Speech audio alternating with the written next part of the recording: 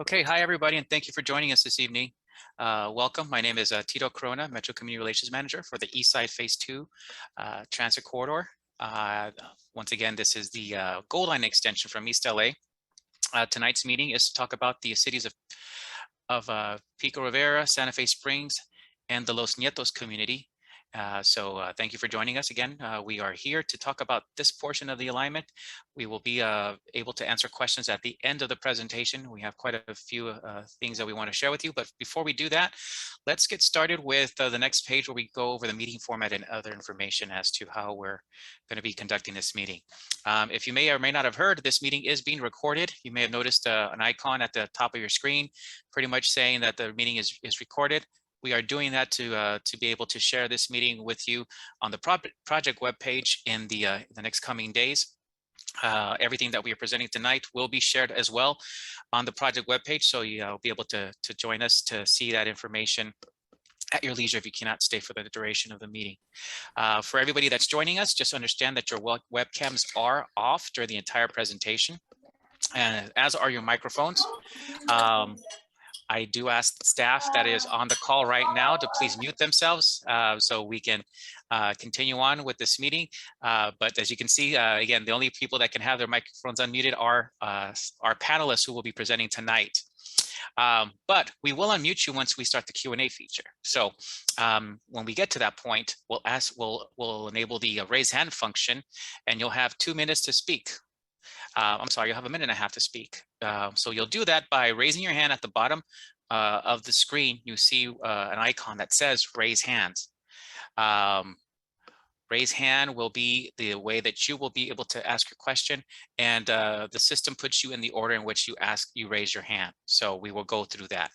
If you are joining via telephone, telephone users, when we start the Q&A, you will hit *9 to raise your hand, and then that will put you into the queue for the calls to be called up during the portion of the presentation when we start doing the questions.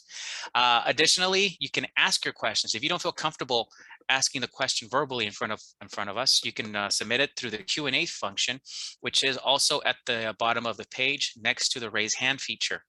You can submit that, and there's a team in the background that will sort your questions and respond appropriately to your question. If your question is asked by multiple folks, we will also do our best to answer it verbally, so everyone that's listening can be able to respond and hear the questions that we are being asked. Again, if you are looking for the translation, si me está escuchando en inglés y gustarían escuchar la presentación en español, favor de llamar por teléfono número 872-240-3212 con el código 510-930-613. Muchas gracias.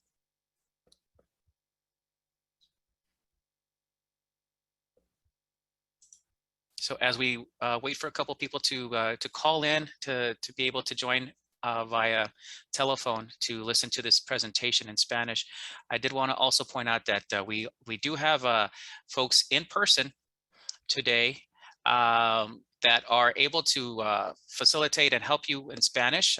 We have Edgar Gutierrez and Edna Jimenez who are on site to help you. And we are also accompanied by staff online tonight that will be here to answer questions in English and in Spanish, should that come up. And the staff that will be bilingual tonight will start with our project manager, Jenny Cristales Ceballos. She again is bilingual, and she will be making the presentation in English, but she'll have any questions in Spanish, we'll be able to address those. Melissa de la Peña, which is one of our presenters, and also Jaime Guzman, also is a Spanish speaker. And we have from our real estate department, Lisette Corona, who will be able to also facilitate any questions that are real estate related in Spanish, including myself. So I wanted to make sure that you all were aware of what who's available and what we have going on. So with that, let's get started with the icebreaker on the next page, so we can ask you a question. And pretty much we're going to put in the Zoom poll asking you, how did you hear about this community meeting? And you should see options to select, and please enter your selection, and we will be able to find the results immediately once we are done with the poll. So with the options are mailed notice, email, social media, Facebook event, flyer, and street banner. There's also the option of friends, family, coworker, meaning somebody just told you about it. And then there's a community organization that you may be involved with that you heard from. And there's also the other option.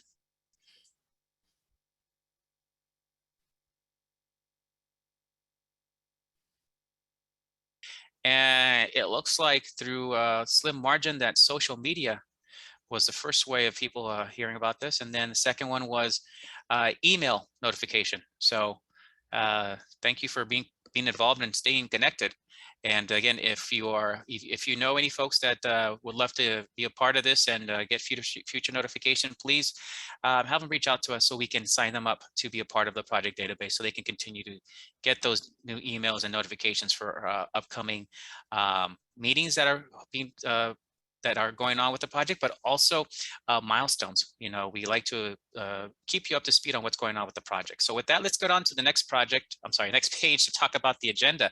So you're going to see what's going to be happening tonight. So what we're going to be doing is the presentation, going over the proposed project overview and what's the latest since we were out here. Last time we were out here was in November. Then we'll have an update from our Metro real estate property acquisition process. That's pretty much to just give you an overview of how the process works. Should your properties, your businesses be impacted. Again, this is a very long process, as you'll see, but we want to make sure that everyone is understanding of what the process is and how this works. And then also I'll come along and provide a brief update on what the construction mitigation program is for community relations once we get started into construction, which again is a way down the line. And then we'll come back and talk about the proposed project design overview. And then after that, we'll come back and take some questions from you. I did want to let everyone know that we will conduct a respectful meeting to allow ideas and comments to be shared in an open and fair environment, meaning please make sure that you ask your questions to us and direct your comments to us. If somebody that says something that you disagree with in the audience, again, please respect their opinion. We are here to have a constructive dialogue, and we can always agree to disagree, but we want to be able to feel comfortable with expressing our opinions. So with that, let's go on to the next slide, where I'm going to introduce the project manager, Jenny Cristales-Ceballos, who will start the presentation with the project overview and history. Jenny?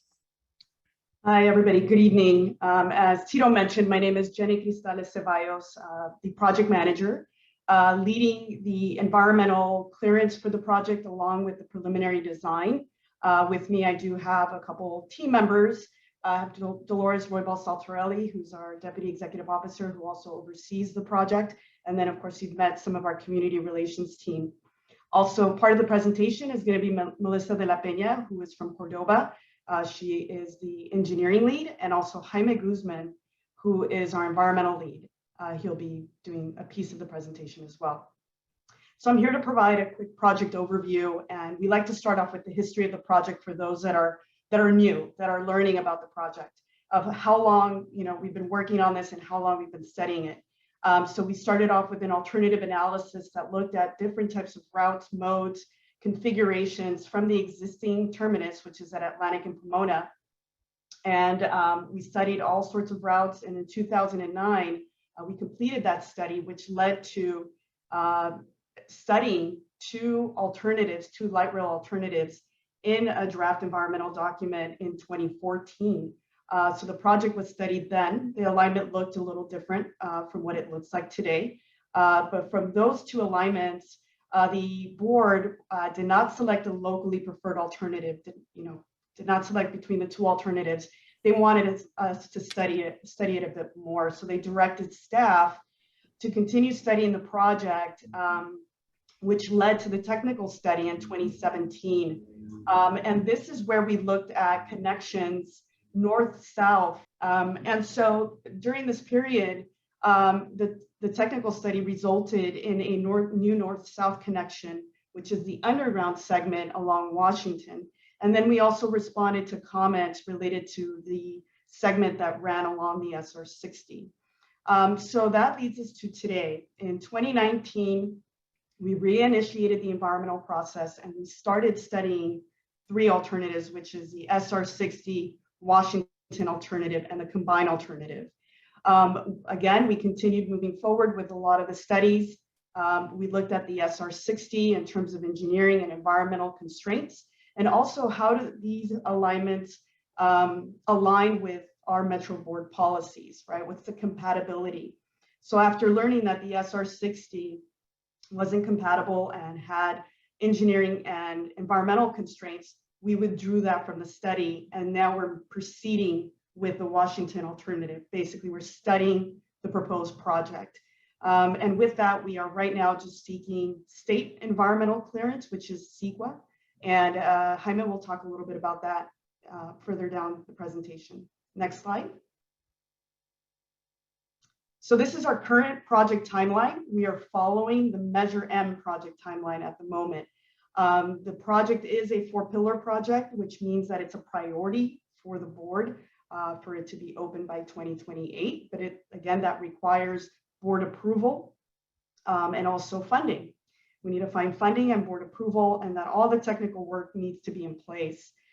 So to go over the timeline briefly, we're right now in the environmental stages, which is we're looking at what the proposed project, what kind of impacts environmentally the project would have, and disclose that and share that with the public. So we're looking at environmental clearance in 2023 and then into design. So we basically are looking at construction until 2029. So as Tito mentioned, there's still a long road ahead for us to get to that construction period and open for service in 2035. Next slide. And so here is the project overview in terms of the alignment. So it's approximately about 9 miles with 7 new stations along with the relocated Atlantic Pomona station. So we have 3 underground stations through the city of East LA, and then also the Commerce and Citadel station. From there, we go into an aerial configuration, which is above street level for just through the section of Montebello, but there's also a design option there to go street level as well. So Greenwood Station would be looked at street level and also above the street. From Greenwood on, it then travels in an at-grade configuration, which is all street level from Greenwood Station out to the city of Whittier. So again, right now we're studying these design options in the city of Montebello, whether we're going to continue at-grade through there or we're going to do the elevated. And also in Atlantic and Pomona, we're also looking at a fully covered station, underground station, or an open concept station. So there's still a lot of studying, a lot of design work that's happening right now on the project so that we can evaluate that through the environmental document. Next slide. So as I was mentioning, and as we move on to Melissa's portion of the presentation, which she will walk you through the design, you'll hear these terms, which is aerial or elevated. Basically, as you can see here on the photo, that means that it's above the street. And then we have at grade, which is the street level running. And we have here some examples of underground of what the station entrances look like to get to the station platform. And then we also have an underground station there that's an open concept, which is the example in Pasadena Memorial Park. So please keep these in mind as we walk through the design later in the presentation. Next slide. So going back to the timeline, as we mentioned, the Measure M funding timeline, the project is anticipated or has been allocated from Measure M on the expenditure plan, a first funding cycle of $3 billion. And so again, that's anticipated in 2029 with the opening date of 2035. Next slide. Another update that we presented to the board last month is the phased approach.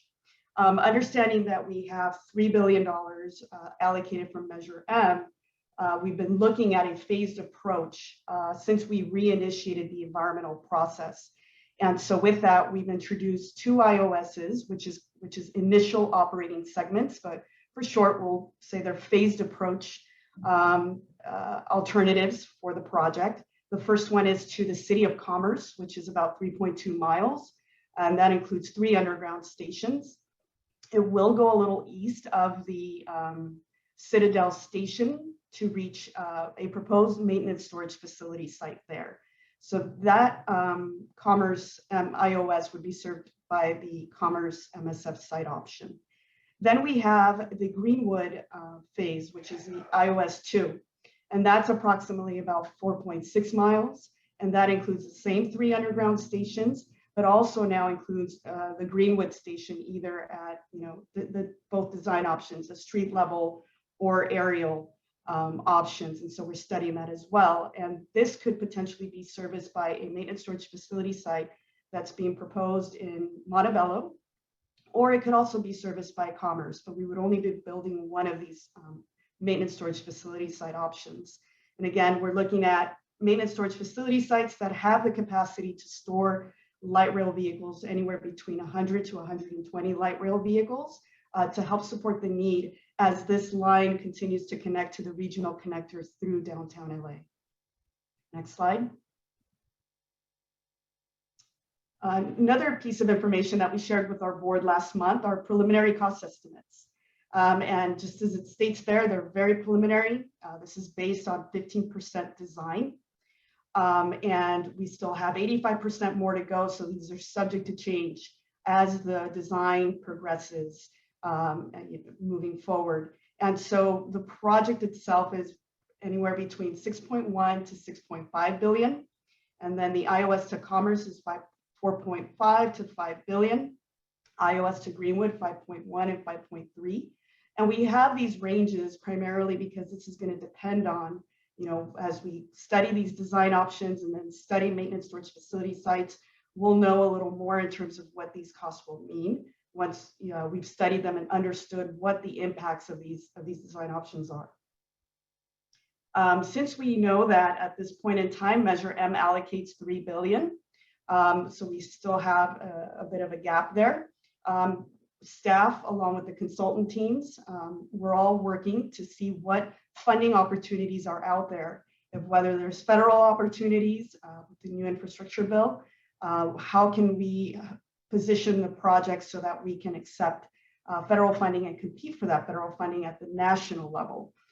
So there is a probability, or most likely, that we will be environmentally clearing this project through the federal process, which is NEPA, the National Policy Act. So we'll know a little more as we get closer to the selection of a locally preferred alternative by the board. Next slide. So I'm going to quickly turn this over to our environmental project team lead, Jaime. Thank you, Jenny. So as Jenny mentioned, we are working right now on the draft environmental impact report, which is a report that fulfills the requirements for the California Environmental Quality Act, or CEQA. Under that law, we are required to study 20 environmental topics, and those include impacts to communities and natural resources. So we're looking at impacts to population and housing, to public services, utilities, but we also look at cultural resources impacts, any biological resources, and traffic as well.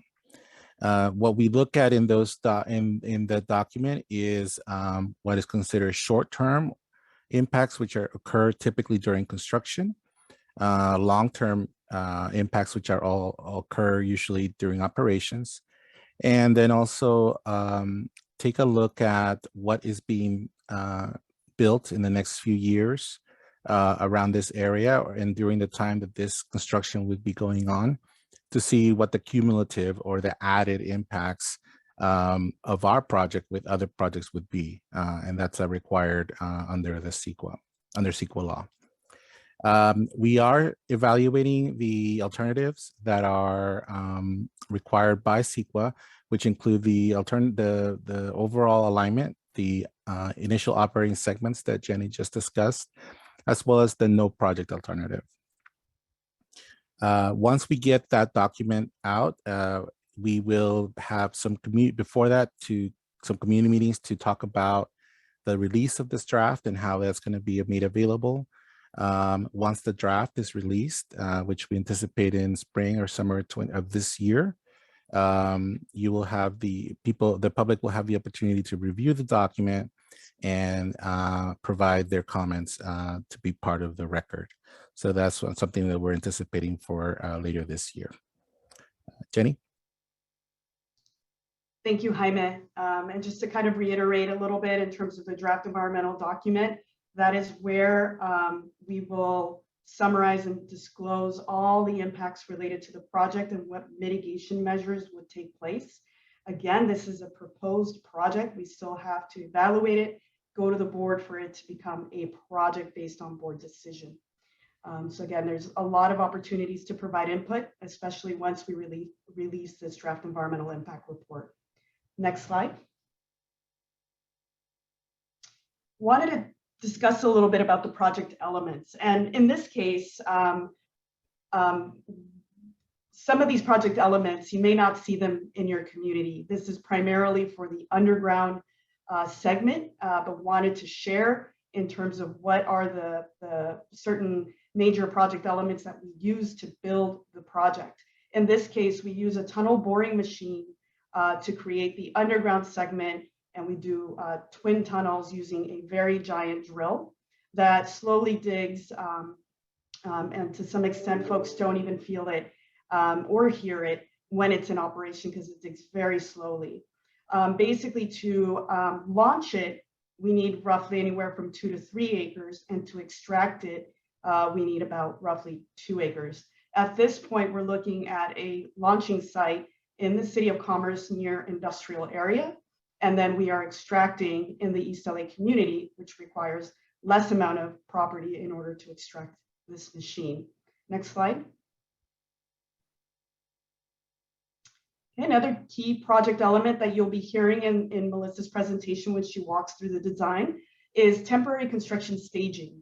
And so we need temporary construction staging or some area, and this is usually about 3 acres, to basically have space for staging equipment, material storage, and also construction vehicle parking. In some cases, they do some temporary office for construction staff. And generally, this needs to be located close to the station areas. So generally, we're only looking at commercial or industrial property in order to site these. Next slide.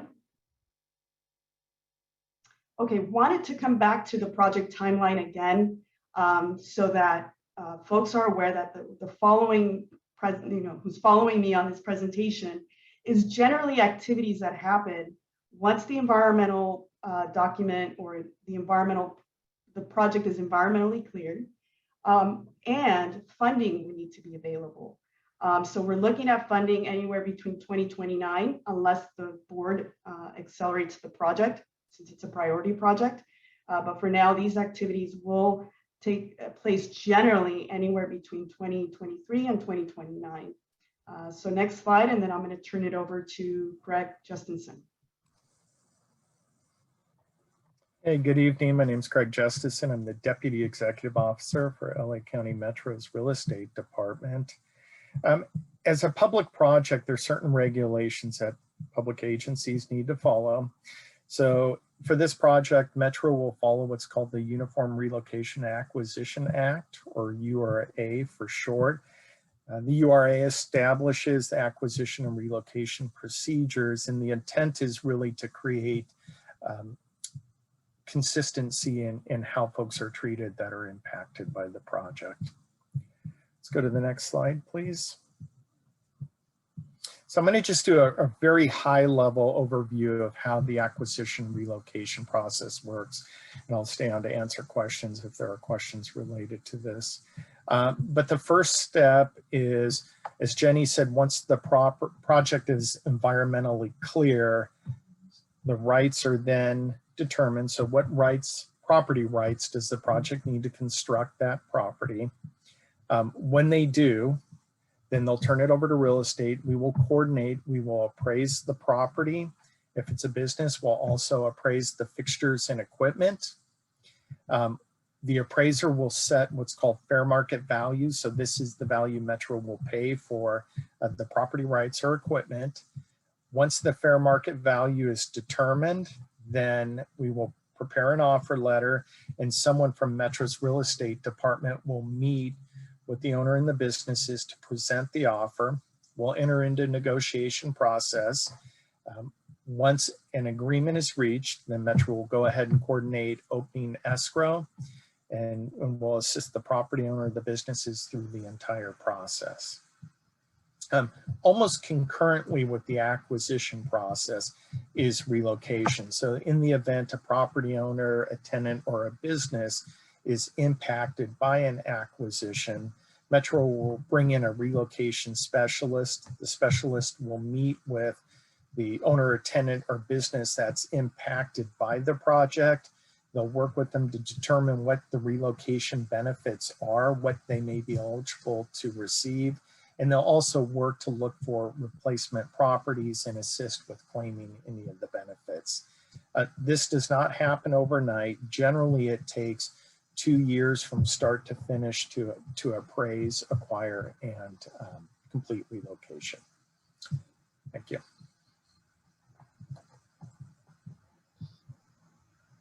Thanks, Craig. I think we'll go on to the next slide, where I will be providing an overview of the construction relations, community relations group.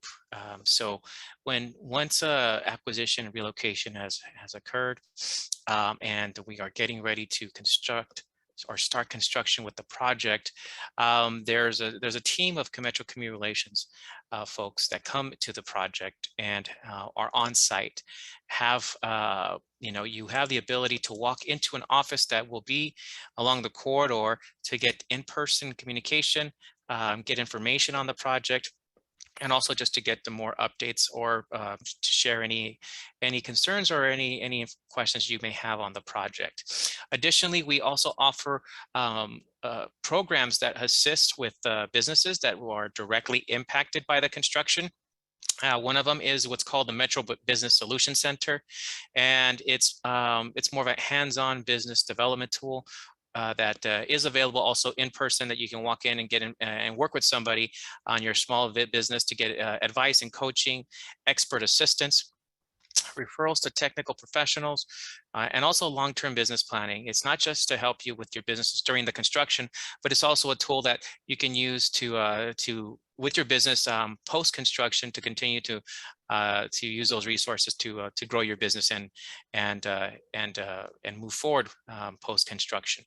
We also have what's called the Eat Shop Play program, and Eat Shop Play particularly is an advertisement, a free advertisement from Metro of businesses that are directly impacted by construction, and it encourages transit users and folks around to go to your business, utilize your services, and in some instances also you can create some sort of discount if somebody shows their tap card. In some cases, some businesses will provide a 10% discount to patrons if they are directly referred to by Eat Shop Play, and it's a way to encourage participation as well during the construction. Thirdly, what's called the Business Interruption Fund. That is something that I want to make note that the Metro Board of Directors has not currently authorized this for the Eastside Transit Corridor, but it is something that they've done prior with other projects, and it's basically what it sounds like. It provides financial assistance to small mom and pop businesses who are with 25 or fewer employees that are directly impacted by construction, and there is a process to submit a claim and documentation to share to show that there's been a change in business. Again, this has not been approved for the project yet, and we are early, but did want to share that this is an option also that could be explored and added to this project as part of the Construction Relations and Mitigations Program. And lastly, for some people who are interested in construction but haven't had the ability to participate, this is something that is very important. Metro has what's called the Project Labor Agreement and Construction Careers Policy, and it's a requirement for construction for the contractor who is building the project to hit the 40% targeted worker, 20% apprenticeship program, and 10% disadvantaged worker. What's the 40%? It's basically they're required to have an individual whose primary residence is within an extremely or economically disadvantaged area. So 40% of the workforce is to be from economically disadvantaged areas throughout the county. So out of the whole staff that's there, that's the requirement. And again, Metro has it to encourage the contractors to hire locally, but also to hire and have a diverse workforce. Additionally, there's a 20% apprenticeship program, and that's the way to enroll in apprenticeships. If you want to learn about construction and don't have the skill set, Metro staff will work with the local CVOs to help with placing folks to learn how to be a part of the construction team through a new trade, and also put you with other subcontractors that are working on the project to be able to contribute, but also learn as you go and be your foot in the door to construction if that's something that you or your family or somebody that you know would like to be a part of. And the last thing is a 10% disadvantaged worker. And that's to target the worker who's faced additional barriers to employment, such as homelessness, single custody parent, foster care, if you have a history of criminal justice system, or also it's also used to support and help hire and encourage hiring of veterans. And those are the three means that we are sharing that is part of the project labor agreement, where Metro encourages the contractor to abide by these requirements so we can have a more diverse and local workforce. If we go on to the next slide, I wanted to share briefly that we do have an online interactive tool that is coming very soon, and it'll be on the project webpage, which is called the Story Map. And it pretty much is going to give you more information than what we have currently on the website. It's going to give you the ability to follow the alignment, look at existing transit service, how it'll intersect with the incoming alignment, look at the communities, see what's there, look at local destinations that are there currently, and other means of getting information on the project. You'll have updates, you'll have alternatives, a lot of information on the environmental process, which we will be starting soon again, the draft environmental impact report. And there's quite a bit of information that will be on this online tool, but it'll be at your disposal through the project webpage, clicking onto the interactive tool once it is live. And we will share that information via email to our project database. So we ask you to please register. So with that, I want to introduce Melissa de la Peña, who is going to provide the information on the road plots. And I think we're going to wait for you to share screen, Melissa. Good evening. I'm going to walk through about 3.5 miles of the alignment, and that's the portion from Pico Rivera all the way through Santa Fe Springs and Los Nietos on the easterly side. So what we did is we broke it up into about 5 pieces. So they'll be oriented first with a map like the one you're seeing now, which is our orientation map. And then we'll flip to the same area showing the preliminary design. So our first slide is covering here from Rio Hondo on the west side and following along Washington toward Ballenbacher. You'll see the line here demonstrates where the guideway is currently proposed. And so on the design slide, the green is to represent the at-grade guideway. As Jenny mentioned, that just means it's street running in the center of the street. And so here on the west, where we cross Rio Hondo, we are proposing to replace the bridge. And that will be staged to make sure that we allow traffic to continue passing during construction. And then moving east, we will stay in the center of Washington here, approaching Paramount, and then moving further east at grade. And just to note, at Bluff, which is just off this page, at that point, we've already been running at grade for some time on our proposed alignment.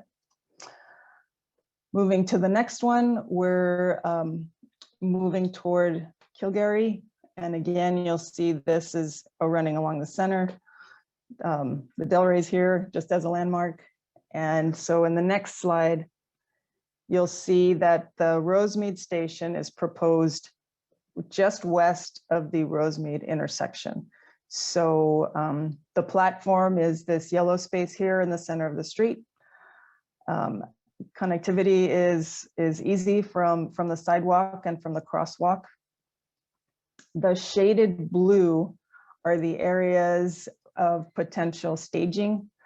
So not all of these will be required, but it gives you an idea where staging could take place for the construction around these stations. Just to keep in mind, generally our approach for staging areas and right-of-way takes in general is to limit them to commercial and industrial properties. That's what you'll see highlighted here. And so moving easterly from this station, we continue at grade, moving east. So I'll go to our next slide. In this section, we're approaching the 605. See the San Gabriel River crossing here on the right. Still moving at grade, passing through where Passons is. And I lost my pointer, here we go. And moving towards San Gabriel River, similarly to Rio Hondo, this is proposed for replacement of the structure, similar staged construction to be part of the construction plan at that structure. And then moving east, we go under the 605 and continue toward Norwalk. It's our next station. So at grade here, as mentioned, means under the freeway. And then we cross Pioneer. These areas, by the way, are signalized crossings. And so the green is the continued guideway toward Norwalk Station. So in this case, the platform is just east of the intersection, this yellow. Same kind of access from the sidewalk and crosswalk. These are the ones similar to the picture Jenny shared on the current Gold Line stations. So you can imagine something like that here. And again, just some potential staging areas close to the station platform that would be used for that purpose. Is this the last slide? Okay. One more, sorry. almost there. So this one takes us to Appledale. A pretty straight shot. And continuing at grade. So just to demonstrate that the guideway continues further east through here, another signalized intersection at Sorensen. And then that takes us to the limit of Santa Fe Springs and Los Nietos. So I'll hand it back to Jenny. Yeah, I just wanted to mention a few things in terms of the construction staging. You know, as Melissa mentioned, we try to minimize the right-of-way impacts. And what that means is that we try to minimize the amount of property needed for these project elements, such as construction staging. So again, we're really limiting that, and we're showing options closest to the station just to ensure that you know, we have a good idea as to what we can use or not. So not everything in blue would be a property that would be acquired for construction staging. We also try to minimize the amount of impacts to residences. As you can see here, nothing was shaded in the residential areas. So primarily focusing on, again, more of commercial, industrial property that's closest to the station as a potential property acquisition. And then also there's an opportunity to look at how we would, since we're studying parking, where we would locate parking as well, those sites could potentially be used for that or for other uses. So we'll see what, you know, what comes out from the environmental document in the study to understand that. So just wanted to mention that real quick. And Melissa, perhaps you can speak a little bit about the road configuration, since this is on Washington and it's center running. I think perhaps, you know, kind of talking about, well, how many lanes of traffic and, you know, where we're planning to maintain the existing and where we go, you know, to a different road configuration. In general, the full stretch that I covered today will have 2 lanes proposed in each direction. Much of the corridor has 3 lanes in each direction. So in those areas, there will be reduced by 1 lane on each side, which there will keep 2 lanes in each direction. And then at the signalized intersections, we would maintain left turn pockets where feasible. Correct. All the left turns at the intersections are maintained throughout this segment. Uh-oh. Now we'll turn it back over to Tito. Thank you, Melissa. All right, sure thing. Thank you, Melissa. And as you unshare your screen so we can get to the Q&A portion, I did want to let folks know again that this is the opportunity to ask your questions. We're going to share our screen to show how we're going to be doing the questions. You will have the raise hand feature, which is at the bottom of your screen. So please raise your hand. You will have 1:30 to ask your questions. You can also ask your questions through the chat, and we will answer them through a chat feature as well. When it is your turn to speak, staff will let you know that you will announce your name and say that your mic can be unmuted, so please unmute yourself. And then that's when you'll be able to ask your questions. And then once you're done with your questions, then the appropriate staff will respond. If I see we have some folks that are dialed in via phone number. If you would like to ask your question and raise your hand via telephone, please hit *9 to raise your hand, and that'll signal that you have a question through the telephone, and we will mention your area code and your last 3 digits of your phone number, so we can to let you know that you are next to speak.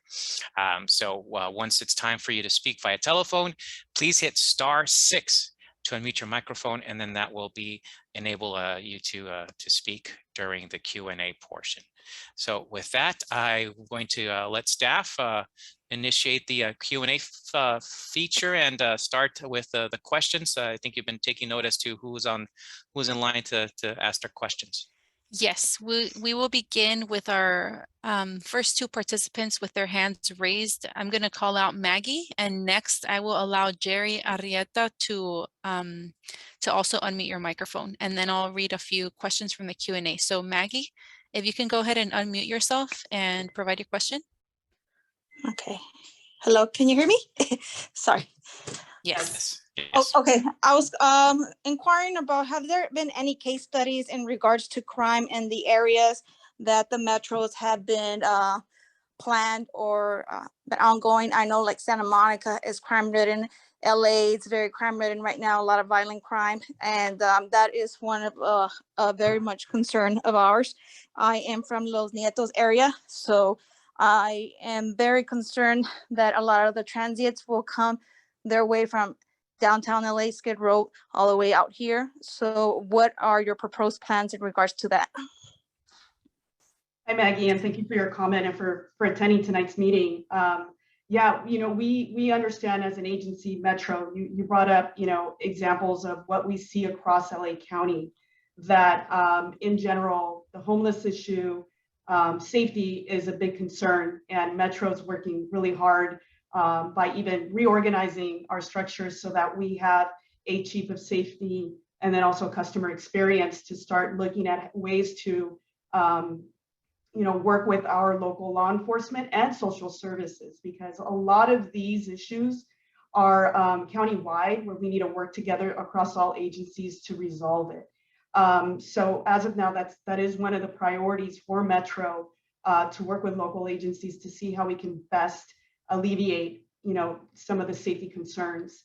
In addition to that, we work with our community relations team. We have several of our contracts and also Metro Police that is out there. And again, law enforcement is one key to this answer, but also social services. So again, we're working with several agencies across the county to help alleviate that, and we're paying very close attention to it. I don't know, Tito, if there's anything else you'd like to add to that?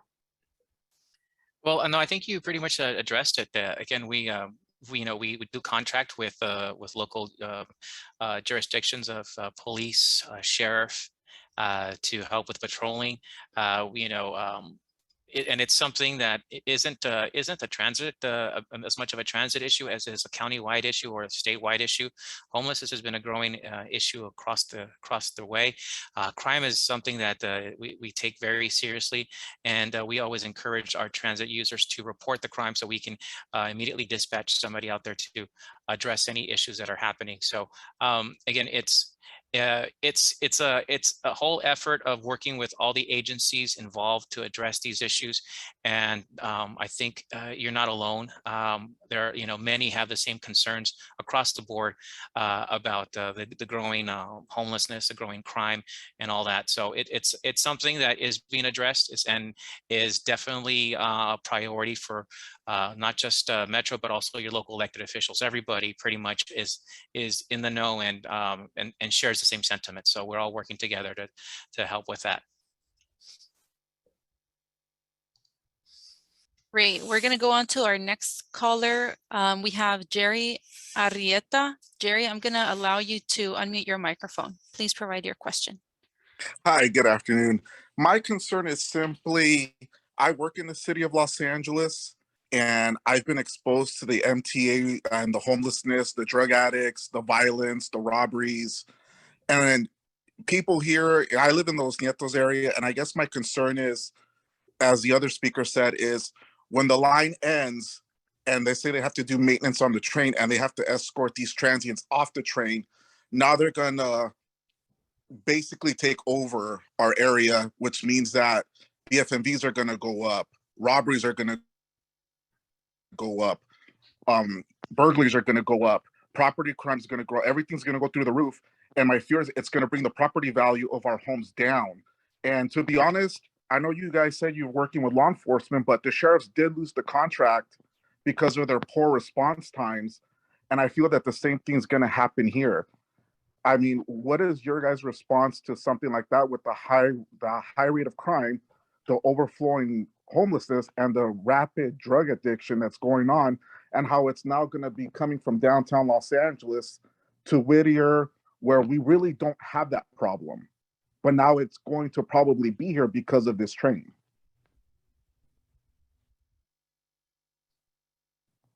Okay, thank you, Jerry. Again, we heard you and we have your comment.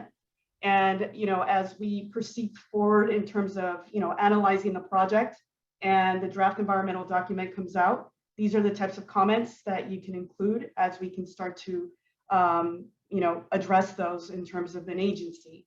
But as Tito and I mentioned previously, that the agency is making this a priority in terms of trying to alleviate a lot of the concerns related to safety, homelessness. Again, it's part of an overall county-wide challenge and issue that we're all, again, working across several agencies to alleviate.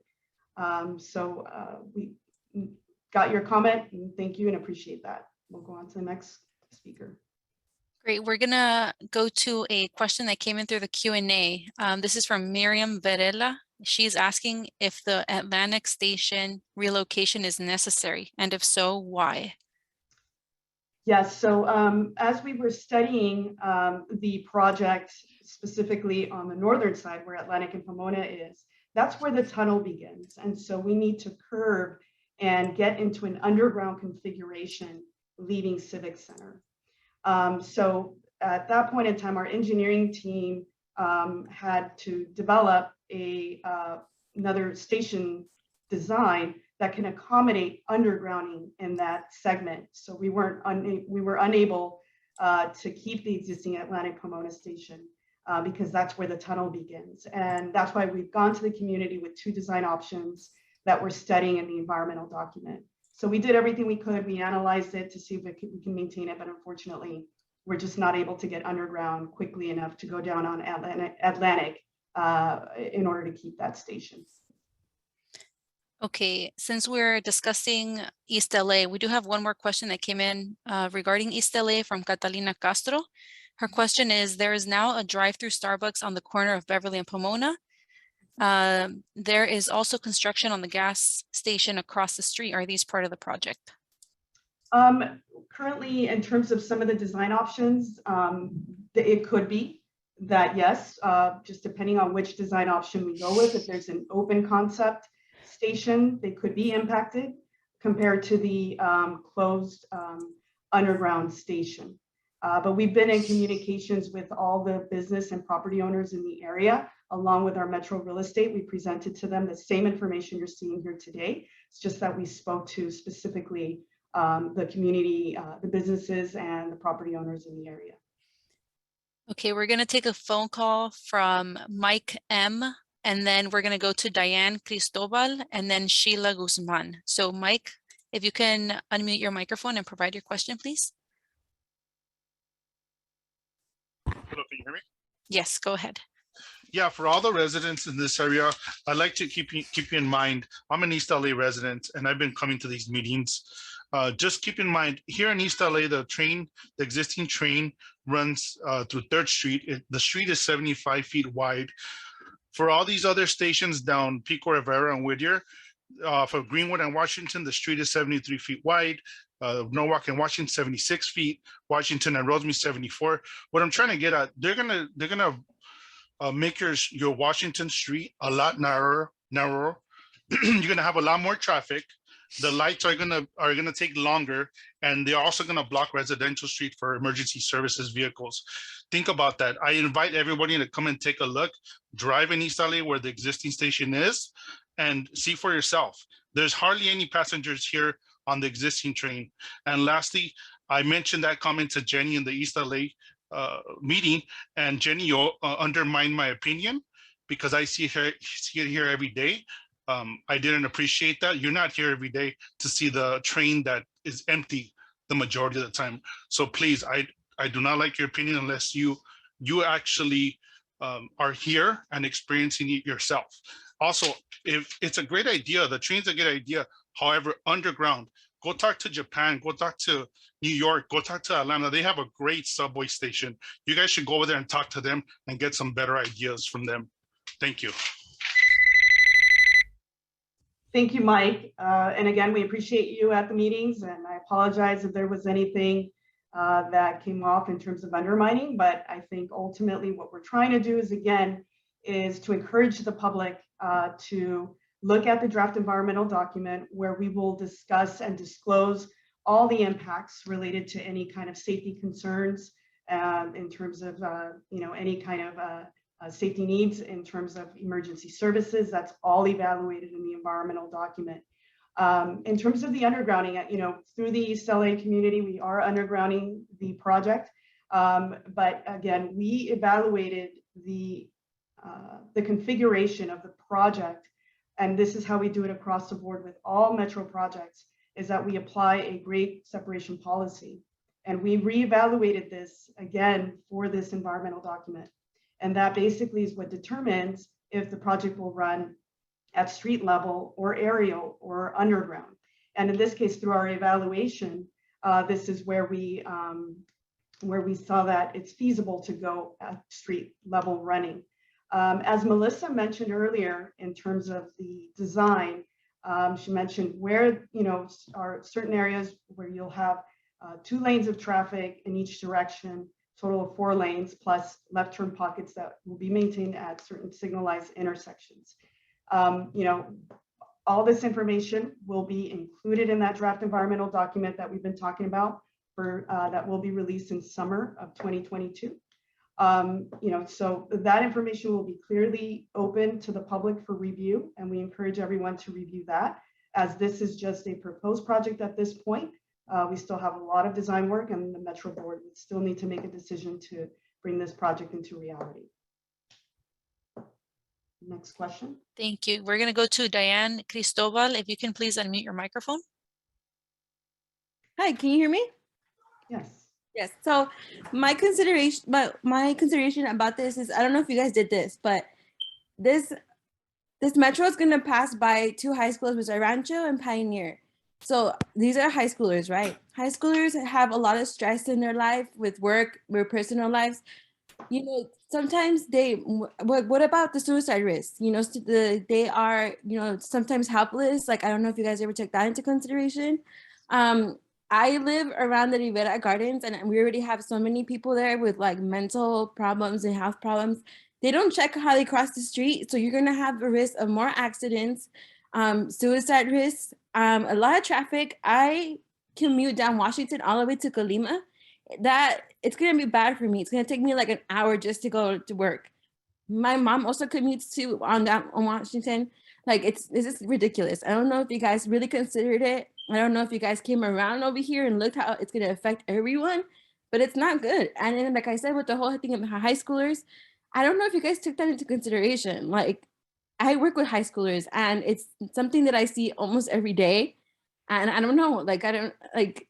And what if some of them try to be like, oh, I can beat the train? I don't know. Like, it's something that I feel like you guys haven't taken into consideration, and that's for sure a big problem.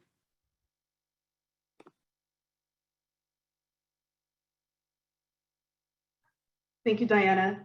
Yeah, no, we certainly do a lot of work and a lot of research and a lot of studying and evaluation of the project going through, the various communities. And that's why we're out here as well in terms of providing project updates so that everybody's aware of the project and the stations and how this will go through the various communities. So we certainly take into consideration all the different sensitive uses such as schools, hospitals, community centers. And what we're really trying to do is, again, provide connectivity, mobility options for folks in the neighborhood that can gain access to the entire network. As you can see throughout the network, there are several of our projects that go near schools, high schools more specifically, where we see a lot of students using the train.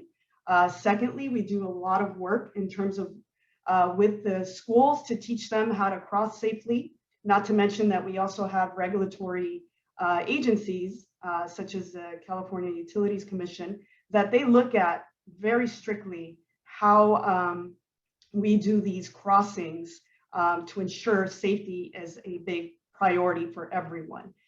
So know that we do work with the schools, and I think Tito can maybe touch a little bit upon what we do to create that safety for all the various schools in the neighborhood.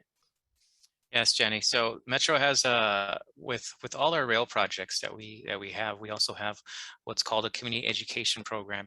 And what we do is we deliver age-appropriate communication as to how to be safe around the railroad and the trains when they're out here. We have information from elementary school to high school, and again, the information is shared in a way that is most applicable to each age group. So for the high schools, it would be, more serious, and also sharing how the impacts are as to how to be more safe around these trains when the trains come to your area. And this is not just a one-time thing. We understand that we need to be constantly reminding these students in the schools, because students graduate and then we have a new class that comes in, and so we always have to be updating them on what's going on with rail safety, and to remind them that it's there and that there are dangers. We understand that the dangers are there, and that it's something that we take very seriously as well. We want to have a smooth ride. We want to have a safe ride for everybody, but we also want people to feel comfortable around the train, not just in the train. So those are the options that we also have to offer when it comes to rail safety.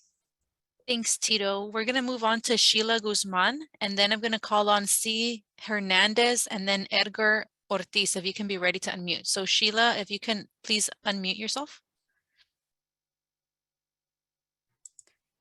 Okay, Sheila, it looks like you might be using an older version of Zoom. So while we try to figure out how to allow your microphone to be enabled, we're just going to move on to C. Hernandez for now. Good evening. Can you hear me? Yes, go ahead. Hi, yes, I have a couple of questions. I'll hurry up. Number one was the residential openings, I'm off of Washington. So right before Passons, there's a small little residential street. Will you guys be closing those? Because there's a couple of those that run through the whole Washington. That's my first question. Second one is, as far as the cities, do they get, for lack of a better word, a kickback? Does the city and or council members, mayors, any of them receive money for passing this or pushing this forward? And then of course, my concern also is like everybody else here is we do have that gardens where there is already a lot of drug addicted people. There's a lot more homelessness. And yes, they are in the middle of Washington on Rosemead, and they disregard the signals. So I want to know about that. And as far as removing or changing where it's at, why wasn't Whittier Boulevard considered when that's such a bigger lane? There's more lanes there than Washington. Thank you. Thank you. And I'll answer a few of the questions, and I may need my colleague Melissa to jump in terms of the left turns. But starting off with, at the very beginning of the presentation, we mentioned that we did a study before we even started the environmental to understand what are the route options that we can take. And we studied about 47 different route options, and we have that study available on the project website. And you'll see a lot of different lines with different configurations going through various boulevards that we thought would be feasible. At the end of the day, Whittier Boulevard wasn't quite feasible. So we looked at the current alignment that we have now and what we're studying.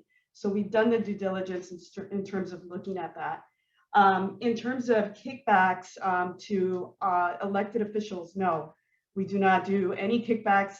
The cities do not receive any money from Metro for the project or for any project approval. The project approval comes from our Metro board. And again, the cities, what they're looking at is this is going to be a great resource to connect the communities across the eastern side of LA County to the network. So this is really another mobility option than the congestion that you see in our streets. So really, they want to bring a benefit to the community to allow for additional benefits that you see across LA County. And we're trying to do that to connect all the cities here. In terms of the left turns, I'll turn it over to Melissa so she can answer that question. Yeah, so the question was specifically about kind of smaller streets that are not signalized, and the streets will remain open. The difference will be that making a left from Washington, or anytime you would have to cross the guideway, that would have to be done at a signalized intersection just for safety purposes.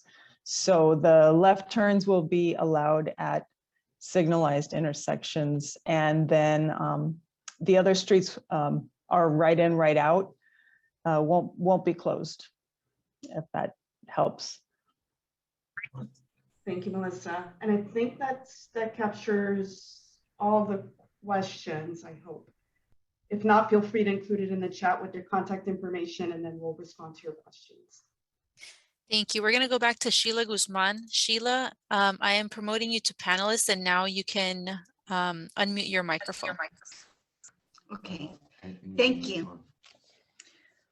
Okay, with regard to a couple things that were mentioned by Miss Jenny early on, the study that you did, is that public, ma'am? And if so, where can we find that? And will you give us that information? That's the first question. The second question is, what agencies are you working with for the transient problem? Can you give me specifics, and can you please do them slowly, say them slowly so that I could write them down and contact them?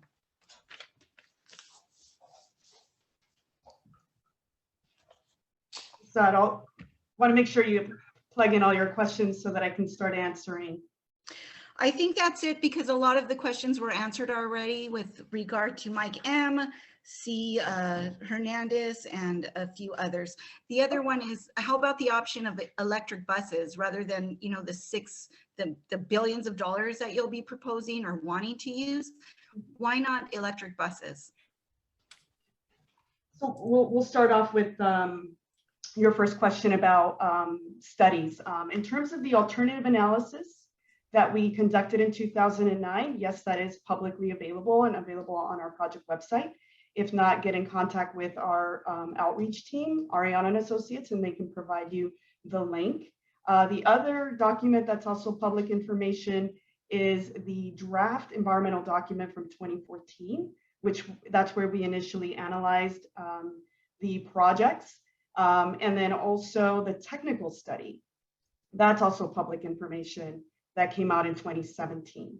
The one that we're looking to release is the draft environmental document that analyzes the current project as you see it here today. In terms of the homelessness task force that we have, I don't have the social agencies that we work with specifically. Tito, I'm not sure if you're aware, but I know that they're working with county offices as it relates to social services. But we have it on our website. And again, we can also link you up and send you that information from the various agencies that are helping with this homelessness task force. Those will be listed there. I don't want to provide you something that may not, but I know they're within the social services realm. Yes, Jenny, it is through LA County, and I think LA County is also using the services of a group called LASA, and who has been helping with the homelessness outreach and also with the rehoming as well for some of the homelessness. So, but it is all done through the LA County Measure H that has been creating funds to offset a lot of this issue with homelessness, that we're all working together. Again, Metro and the county is working together, as well as the emergency responder agencies like LA Sheriffs and whatnot. So we're all working with this together. Yeah, perhaps the folks on the back end can help get Ms. Sylvia the information, or at least a link to the homelessness task force, so she can become knowledgeable on that and learn more about what we're doing in terms of the homelessness issue. The other question was about electric buses. Going back to, again, the alternative analysis, we looked at what would be opportunities for bus routes, BRT, and light rail being the high quality transit option is what we wanted to provide for the rest of the alignment. And that's what surfaced to the top as being the best option in terms of extending the existing light rail system and having that connection to the entire region. And just to note that our trains do run on electricity as well. So we're looking to ways to, again, be more sustainable. And so we're, at this point forward, we're studying the light rail alternative in the environmental document. Great. Our next caller is Edgar Ortiz. Edgar, if you can please unmute yourself, and then we're going to go to Ms. Espinosa and Jaime Lopez.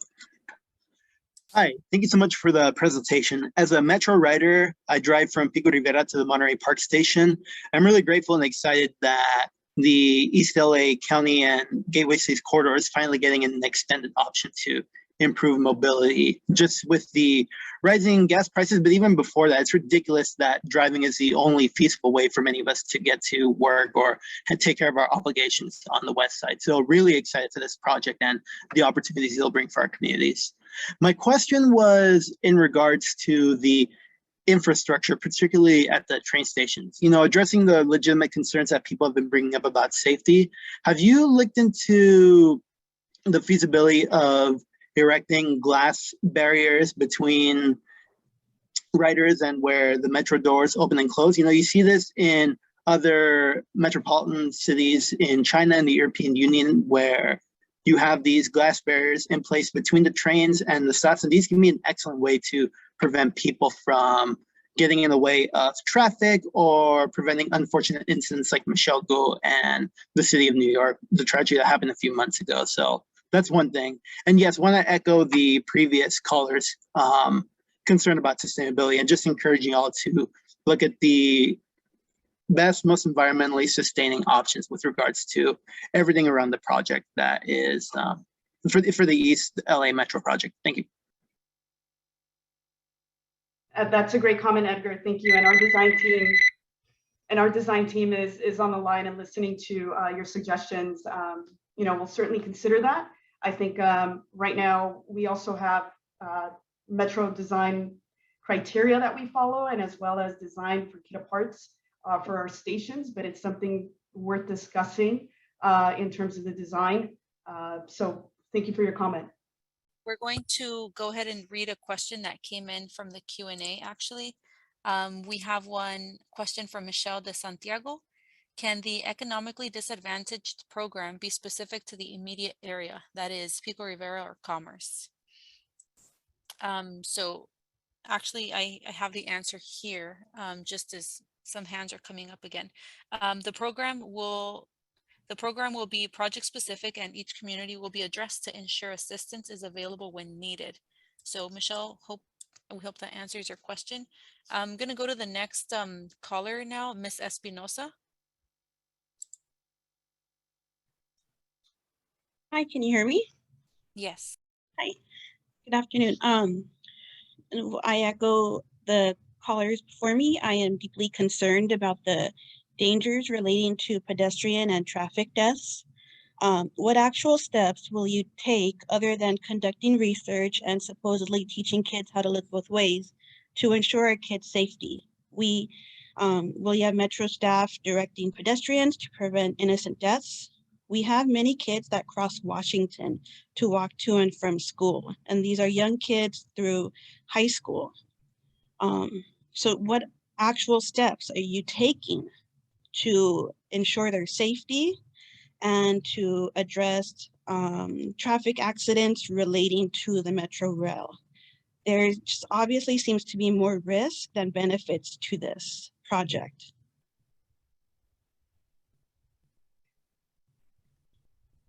Okay, thank you.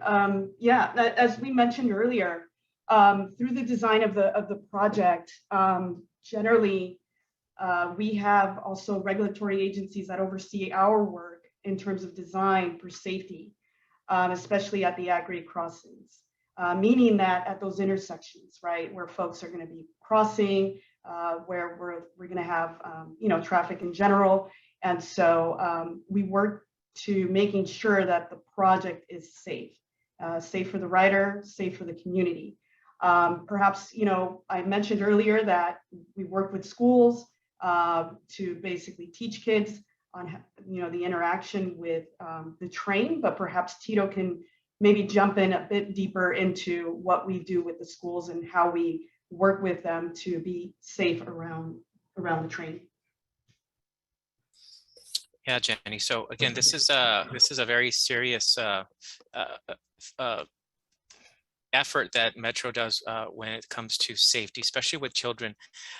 So we work with all the schools that are in the area within a proximity to the train station, and also with the schools who boundaries lines cross these intersections. So again, so we know who pretty much has foot traffic that goes through the area, and it's more than just showing students how to cross the road. Also, it teaches them about the dangers that are associated with rail, and not just with rail, but everything in general that they face when crossing major intersections too. So again, this is something that these students will experience through the life of their educational career moving forward once the train goes through the area, and they will, they'll see the evolution of the types of presentations that happen. Again, we get we have age appropriate information that is shared, and it is all relevant to elementary, middle school, and high school students, showing them what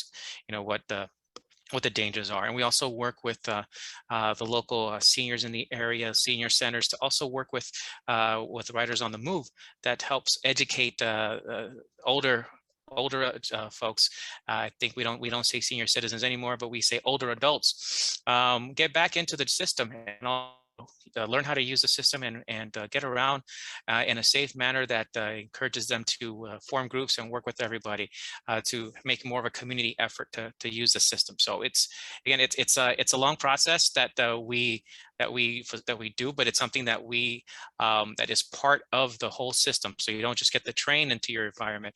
You also get the education and the lifelong commitment from Metro to continue to educate students and schools about the dangers of rail safety. Okay, we're going to go on to the next caller, Miss Espinosa, and then I'm going to call on Chris 9061 90601. Miss Espinosa, if you can unmute. Hi, I just asked my question. Thank you. Oh, sorry about that. Okay, Chris 90601, if you can please unmute. Good evening, everyone. Thank you very much for giving me the chance to speak. I do come from the Whittier area, not far from the PIH Whittier Hospital. And I was just wanting to say thank you for everything you're doing to be able to bring some of this opportunity to our city.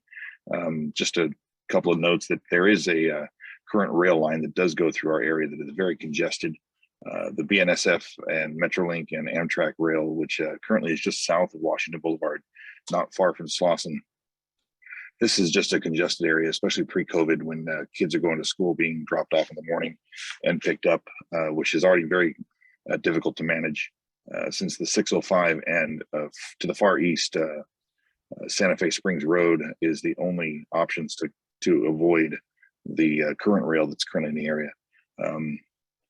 You know, I look forward to being able to see some other options and being able to help traverse traffic north and south for all the rails that are being proposed. But at the same time, I would like to bring up, we didn't see anything regarding the Lambert Road end of the line train location in front of the PHS hospital. Is that something that's still being worked on? And thank you very much for everybody and bringing up their detailed concerns about the homeless and other challenges of crossing the roads in this area. Thank you. Have a great night. Thank you, Chris. We look forward to seeing you tomorrow. That's where we will be discussing the Whittier station and how the project will look like in the city of Whittier. We'll probably have a few slides just to provide context in terms of, you know, from Santa Fe Springs over to Whittier, but we will be presenting that information tomorrow. So we look forward to seeing you there. If not, we will post again all this information. It will be available on the project website, so you'll be able to look at, including the design slides that Melissa presented earlier, in case you can't make it to that meeting as well. Okay, our next caller is Jaime Lopez, and then we're going to go to John L. Jaime, if you can please unmute your mic. Hi, can you hear me? Yes, go ahead. Okay, thank you. And thank you for making rail safety and the educational component a priority. And I have two questions. My first question, are the impacted businesses going to be compensated for the duration of the project? That's my first question. Second question, will there be a way to get the students involved of local high schools for such as designing stations? And I'm just wondering if there's that component of that in this project.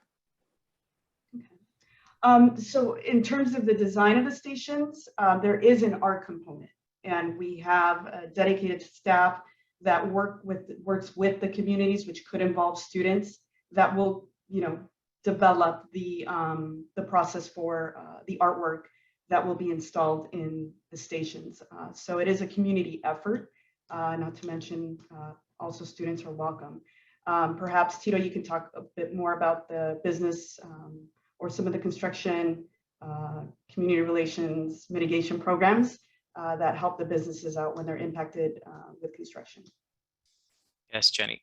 So as I stated earlier in the presentation, we do have the construction mitigation program, and it's one of the features that doesn't just provide resources, but also does help businesses flourish through the construction. So if the business is immediately impacted by construction, there are a solution that what's called the Metro Business Solution Center, which is called the BSC, and that's something that a service that will be offered in person at or near the project construction office, which is along the alignment, and that offers hands-on business development, help to small businesses, not just advice, but also coaching, expert assistance. Should you need help, maybe this is your opportunity to build a website or improve the website to increase online sales. But also, we also offer signage and help to the businesses, letting them know where the access is in case there's any construction that's happening near you. Let them know that your business is still open for construction. People can still go to your business and shop and use your services. Also, there's what's called the Business Interruption Fund, And that is something that has to be approved on a case-by-case basis by the Metro Board. We're not there yet, but this is something that the Metro Board of Directors would need to approve. And it's basically what it sounds like. It's an interruption fund that you can apply for should you experience a loss. There's an application process and documentation that's required, and you go through the whole process to show the differences and how the impact or how the construction has impacted your business. Again, this is through the construction process, and it's something that Metro offers for projects on a case-by-case basis, which we anticipate this also being introduced for the Metro Board to add to this project. But again, we are a little early in the process, but this is something that we definitely need to hear. These are the types of comments that we want to hear from you when we reinitiate the environmental process. So those are pretty much a lot of the types of help that we give to businesses. Again, there is a fund, there is a solution center, and there's also that eShop Play opportunity, which is free advertisement of your business during the construction. Thank you. We're going to go to our next raised hand from John L. John, if you can please unmute your microphone and provide your question. Hi, good evening. Can you hear me? Yes, go ahead. Yeah, I got my question is, does the study that you're going to do, the environmental study, is it going to include the increased traffic on Whittier and Beverly Boulevard? Since most people are going to avoid Washington, not only because during the construction for about 5 years, but also after you start operating the train. This is what happened on 3rd Street. Most people avoid driving the area right now because it's turning into a 1-lane roads. So I'm just wondering if it's going to include the traffic flow around the city. And also I would like to echo what another caller said. I would like to ask every resident and business owner and city governments for the impacted area, for the impacted cities, to drive on 3rd Street in East LA and ask yourself if this is what we want in our cities. Thank you. Thank you, John. And yes, you are correct. We do study the transportation and traffic impacts around the project. And as the project traverses through communities, it looks at long-term once the project is in operations. And it also looks at traffic impacts, transportation impacts during construction as well. So keep in mind that we look at both, and then we also, again, if any mitigation measures are needed, those are also included there. So highly encourage you, again, the draft environmental impact report that will be released in summer, spring of this year. Again, that's what's going to study all the impacts of the project. Hi, we have actually just one more question from our tech van. We have Benjamin Martinez. Benjamin, if you can please unmute your microphone and provide your question. Benjamin?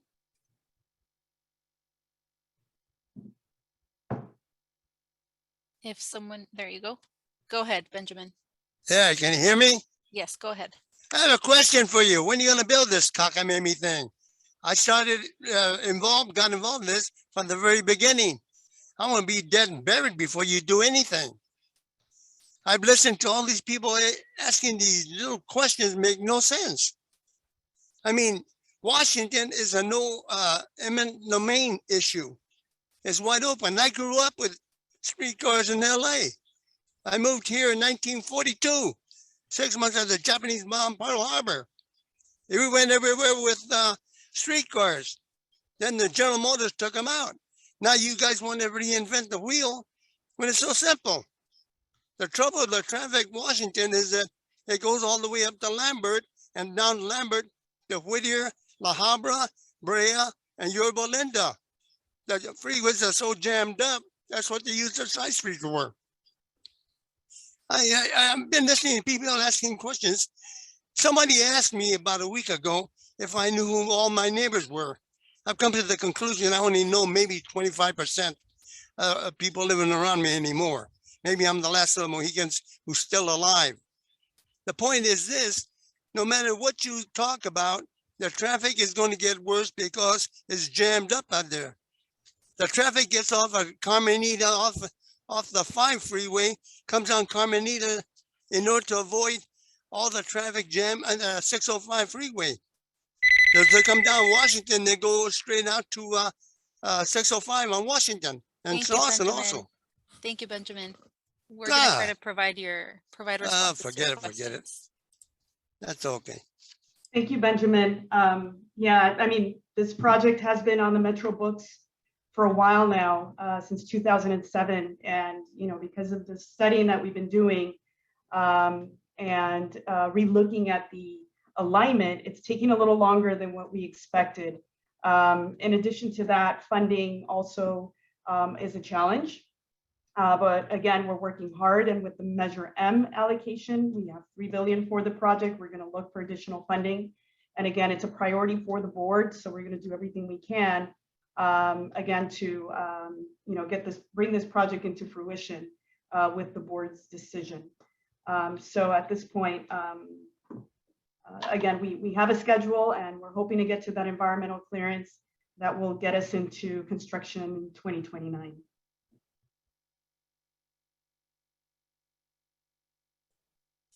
Thank you, Jenny. I think that's it for the questions tonight. I don't see any more hands up, and if we can go on to the next slide, we can talk about what's next to come with the meeting schedule. Okay, so this is meeting number 3 out of 4. So this is the first meeting of this week. Tomorrow is the last meeting. Tomorrow we'll be talking about the city of Whittier. I know we had some questions about the city of Whittier, and if you would like to hear about it or check it out online, we'll be available here tomorrow at 6 o'clock doing this all over again. Or if you want to go in person and experience this in person, we will be at the Whittier Uptown Senior Center with the tech van, and you can participate via Zoom in person at this location, and there will be staff there to help you with any technical support should you like to have your questions in person. Again, we'll be at the Whittier Uptown Senior Center tomorrow from 6 to 7:30 p.m. for our last of 4 meetings to talk about the Whittier alignment. Again, many of you here had questions. I did note that a lot of you asked for information to be shared with you. Can you please follow up with the Q&A if you had asked for information to be shared with you, and drop us your email just so we can confirm that we do have your contact information. So if you're still on, please do so right now and submit your email online if you had asked for any information to be shared with you through the Q&A feature. I know that I saw a couple questions saying if you can share the same information that others have been asked for. So again, we are at the 7:33. We are wrapping this up, but again, we are at our third to last meeting. Tomorrow is our last meeting to talk about the city of Whittier. Again, at the Whittier Uptown Senior Center, 6 to 7:30 p.m. This information for all the meetings will be available on the project webpage sometime next week. So you can go to the project webpage at metro.net/Eastside Phase 2 to hear or to see more about this information. Again, this information is not yet posted online, but it will be next week should you want to follow up with that. And we will also be posting the video of this presentation on the project webpage at metro.net/Eastside Phase 2. If we go on to the next and final page of the presentation, you'll see the contact information on your left-hand side. Again, the email, if you want to email us, send us emails to eastsidefase2@metro.net. You can also call us on the project hotline at 213-922-3012, or check out the Metro webpage at metro.net/Eastsidephase2. That's the number 2, and the information will be at the bottom of the page in the area that's documents, and you'll be able to find previous meeting content information in those folders, and you'll be able to download all the information and also click the link to view the video presentations starting next week. So with that, on behalf of the project team, I want to thank you all for joining us tonight. And if you want to learn more about the last phase of the alignment in Whittier, please join us tomorrow night at 6 o'clock again to learn more. So with that, I want to thank you all for joining us, and I want to bid you a good night and a good evening. Take care. Bye-bye, everybody.